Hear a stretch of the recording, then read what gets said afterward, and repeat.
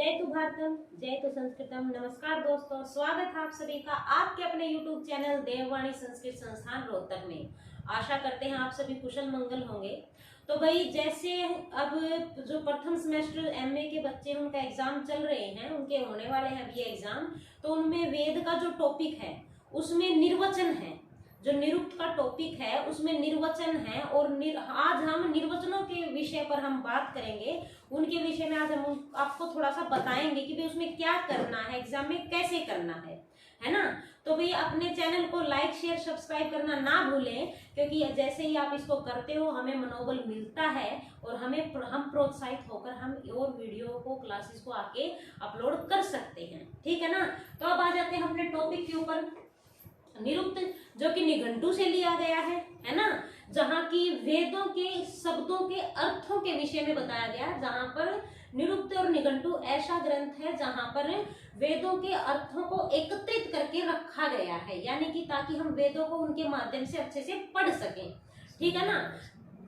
इस जैसे कि स्मामनाय समामनात है, जैसे कि समामनाय क्या होता है, वेदों के अर्थों को समामनाय इकट्ठा करके समामनात है यानी संकलित कर दिया जाए। ठीक है ना। अब देखो ये जो यास प्रणीत निरुक्त है। ठीक है। अब हम आते हैं हमारे जो निर्वचन है। ठीक है ना। तो निर्वचन को हमने कैसे करना है। अब आ गया आचार्य है। आचार्य है आया है, तो आचार्य क्या हुआ, आचार्य है आचारम ग्राह्यति। आचार्य को क्या बोला है। अब देखो हमारा जो ये निरुक्त का यानी निर्वचन का जो टॉपिक है ना, वो एग्जाम की दृष्टि से बहुत इंपॉर्टेंट है, क्योंकि ये हमें पास होने का एक इम्पोर्टेंट जरिया है। हालांकि बहुत इजी सा टॉपिक है जिसके सारे हम अच्छे नंबर ले सकते हैं। और मुख्य बात ये है कि ये हमें 6 में से 4 करने हैं। ठीक है ना। अगर हम इनको समझ गए यानी एग्जाम हमारा बेसिकली बहुत अच्छा जाएगा। अब पहला क्या था, आचार्य है। आचार्य है यानी आचार्य क्या होता है। अब इन्होंने आचार्य दिया है कि आचार्य के विषय में भाई विवेचन करना है। तो आचार्य क्या है, जो आचरण को समझाए, यानी कि हमें सदाचरण सिखाए कि भाई सुबह हमें नमन करना है, हमें कैसे बैठना है, कैसे उठना है ना, हमें बड़ों की किस प्रकार से आदर करना है। तो क्या बताया है इन्होंने, आचार्य है आचारम ग्राह्यति, यानी कि जो आचरण को अब हम ऐसे लिख दिया कि आचार्य क्या है, ये है। अर्थात या फिर हम सरलार्थ भी लिख सकते हैं, जो आचरण को ग्रहण करवाए, ग्रहण या फिर धारण करवाए, वही आचार्य है। सबसे इजी है, यानी कि आचार्य है आ गया कि आचार्य का निर्वचन कीजिए। तो आचारम ग्राह्यति, जो आचरण को ग्रहण करवाता है, जो हमें सदाचरण सिखाता है। अर्थात या फिर यहाँ अर्थात की बजाय आप यहाँ पर सरलार्थ लिखो, सरलार्थ। ठीक है ना। सरलार्थ ये है कि जो आचरण ग्रहण करवाता है वही हमारा आचार्य होता है। अब हमारा दूसरा टॉपिक है कि वीर। वीर है क्या है, वीर कौन है, जो अमित्रान, जो कि एम देखो हमारा आचार्य के बाद दूसरा निर्वचन है वीर है। वीर कौन होता है, जो वीर्यते अमित्रान, यानी कि वीर वही है। वीर है क्या है, वीरो वीर्यति अमित्रान, वीरो वीर्यति अमित्रान। देखो अब मैंने बता दिया था कि तुम्हें ये मिलेगा केवल वीर है, तुम्हें वीर का निर्वचन ये बताना है कि वीरो वो वीर जो वीर्यति यानी कि पराक्रम करता किस पर, अमित्रान, मित्र, तो हमारे मित्र हुए। अमित्रान जो मित्र हमारे नहीं है, यानी कि दुश्मनों के साथ, शत्रुओं पर, यानी कि वीर वही है, वीर वह है जो अमित्रान यानी शत्रुओं पर पराक्रम करता है।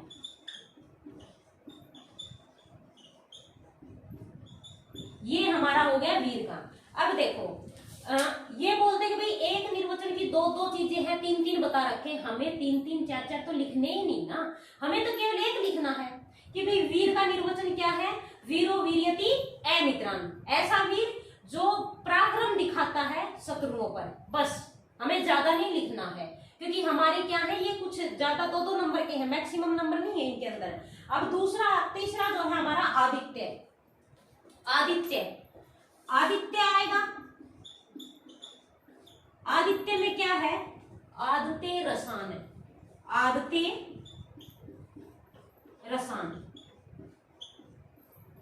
ठीक है, यानी कि अर्थात आदित्य वह है जो कि आदते रसान, रसान यानी किरणों से युक्त है, रसों से और किरणों से जो युक्त है वही क्या है, आदित्य है। अब आदते रसान कईयों को समझ नहीं आता, इसकी परिभाषा नहीं कर पाए, तो एक इसकी और है जो इजी लगी मुझे, अदित्य है पुत्रा इतिवा, इसको छोड़ दो, आप करो जो बिल्कुल इजी है, अदित्य पुत्रः,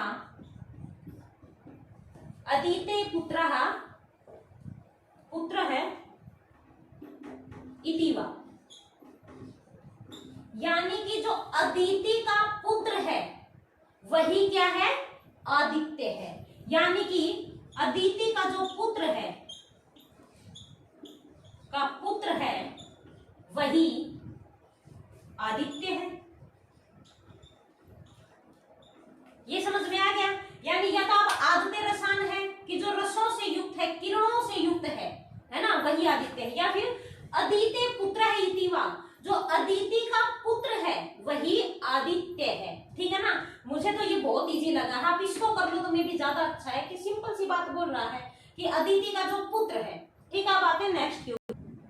अब देखो उषस है, हमने कर लिया आचार्य जो आचारम ग्राह्यति है ना, और दो तीन और कर लिए। अब देखो उषस, उषस क्या है, रात्रे अपर काल है, यानी कि हमें ये याद करना है, रात्रे अपर काल है, यानी कि वो समय, काल क्या होता है समय, रात्रि का अपर पहला, यानी कि रात्रि से जो पहला जो समय है वही क्या है, उषा है, यानी कि सूर्यास्त का जो समय होता है वो उषा का काल होता है।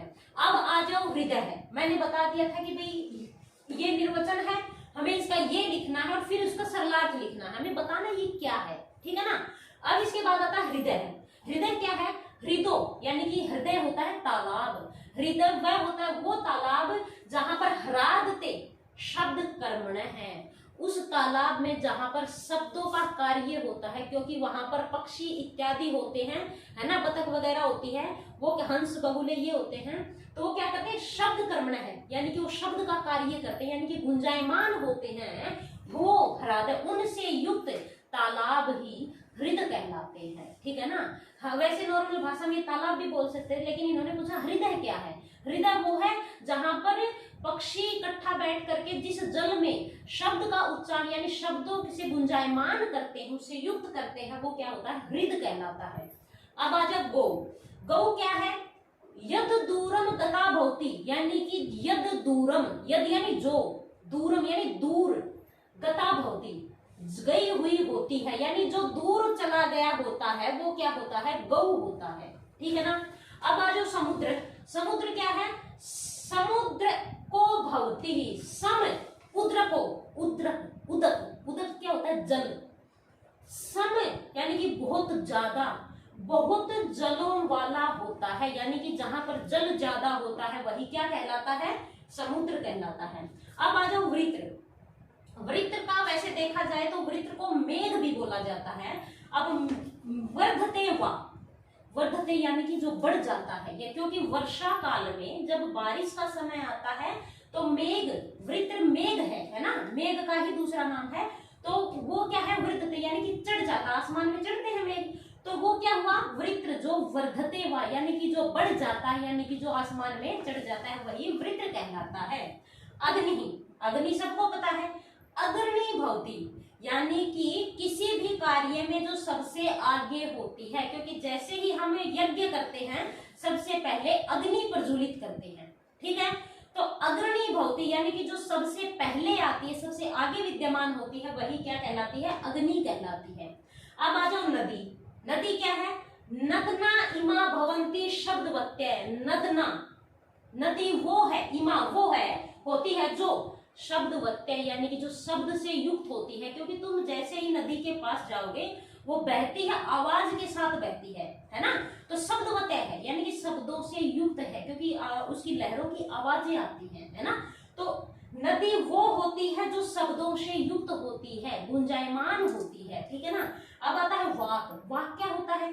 वक्ति इति वाक। वक्ति यानी कि जो वचनों से जो बोला जाता है वही क्या है? वाक यानी कि वाणी है। वाणी वो है जो कि बोली जाती है, वही वाक कहलाती है। तो ये तो हुए। अब 3 या 4 और बचे हैं, वो और करवा देती हूँ मैं आपको। देखो, जो बाद के हैं मेघ। मेघ क्या है? मेहती सतह। मेहती इति सतह। मेहती, मेहती क्या होता है? जो बहुत अधिक, जो वर्षा से बहुत अधिक युक्त होता है, क्योंकि मेघ यानी बादल। बादल क्या है? जो महती यानी कि बहुत अधिक पानी। तो महती इति सतह यानी कि महती यानी बहुत ज्यादा जल से जो भरा हुआ होता है वो क्या है? मेघ। मेघ क्या होता है? बादल। बादल किससे भरा होता है? जल से भरा हुआ होता है। तो जो जल बहुत ज्यादा वर्षा से भरा हुआ होता है वो मेघ है, हमें ये याद करना है, ठीक है ना? फिर इसकी व्याख्या करनी है। अब आ गया उदक। उदक क्या है? जल है। उन्नति इति सतह यानी कि जो बहुत, उदक यानी कि उन्नति इति यानी कि जो तीव्रता से जो युक्त होता है वही उदक है। अब आता है गौ। गौ क्या है? यद दूरम गता भवती। गौ जो है वो पृथ्वी के लिए प्रयोग किया गया है। पृथ्वी जो है वो क्या है? यद जो कि दूरम गता भवती, जो दूर तक फैली हुई होती है। गौ शब्द पृथ्वी के लिए प्रयुक्त हुआ है, और ऐसी पृथ्वी जो दूर तक फैली हुई होती है यानी कि जो दूर तक गई हुई होती है। अब आ जाओ अश्व। अश्व क्या है? अश्नुते अध्वनाम। अश्नुते अध्वनाम। अध्वनाम यानी कि जो हम अपने मार्ग को, जो मार्ग से अश्नुते जो व्याप्त होता है, यानी कि घोड़ा क्या? अश्व क्या है? घोड़े के लिए है। अब अश्व क्या करता है? अपने मार्ग को प्राप्त कर लेता है, उस मार्ग से व्याप्त होता है, वही क्या कहलाता है? अश्व कहलाता है। अब आता है जात वेदस। जात वेदस क्या है? जातानी वेद है यानी कि जो वेदों से युक्त होता है, यानी कि जो वेदों से उत्पन्न हुआ है वही क्या है? जात वेदस है। वैश्वानर। वैश्वानर क्या है? विश्वान नरान नयति यानी कि संपूर्ण विश्व के नरान मनुष्य जहां पर होते हैं, यानी कि वही क्या है? वैश्वानर है। अब आ गया निघंटु। वैश्वानर यानी कि विश्वान नरान नयति, जो विश्व के नर मनुष्य जहां पर नयति यानी झुकते हैं, या फिर जिसके समक्ष विश्व के नर जो हैं झुकते हैं, वो क्या है? वैश्वानर। देखो, वैश्वानर शब्द जो है उसका प्रयोग अग्नि के लिए भी किया जाता है, ठीक है ना? अब आ जाओ निघंटु। निघंटु क्या? हमारे निरुक्त लगा हुआ है, तो निघंटु क्या है? यत वा स्माहरिता।